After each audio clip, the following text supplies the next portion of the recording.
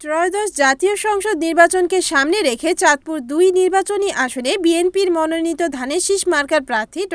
মোহাম্মদ জালাল উদ্দিনের পক্ষে প্রচারণা ও নির্বাচনী করণীয় বিষয়ক মতবিনিময় সভা অনুষ্ঠিত হয়েছে।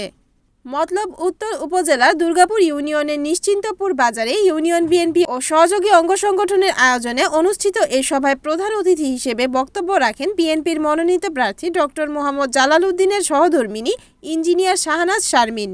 মতবিনিময় সভায় বক্তব্যকালে ইঞ্জিনিয়ার শাহনাজ শারমিন বলেন, একজন নারী হিসেবে নির্বাচনী মাঠে কাজ করতে গিয়ে সাধারণ মানুষের ব্যাপক সহযোগিতা ও ভালোবাসা পাচ্ছি। বিশেষ করে নারীরা তাদের বিভিন্ন সমস্যা ও প্রত্যাশার কথা সরাসরি তুলে ধরছেন, যা আমাকে অনুপ্রাণিত করছে। দুর্গাপুর ইউনিয়ন বিএনপির সাধারণ সম্পাদক জাকির লস্করের সভাপতিত্বে এবং যুবদল নেতা ইমু সরকারের সঞ্চালনায় অনুষ্ঠিত সভায় বিশেষ অতিথির বক্তব্য রাখেন চাঁদপুর জেলা বিএনপির সদস্য আলমগীর সরকার। এ সময় আরও বক্তব্য রাখেন দুর্গাপুর ইউনিয়ন বিএনপির সাংগঠনিক সম্পাদক তোফাজ্জল হোসেন লিটন, উপজেলা ছাত্রদলের সাবেক যুগ্ম আহ্বায়ক মুনসুরুল আলম ইমন, সাবেক ছাত্রনেতা শফিক শিকদার ও যুবদল নেতা নাজমুল হাসান জিহান, নাজমুল হাসান রোকন, জাহিদ সরকার প্রমুখ।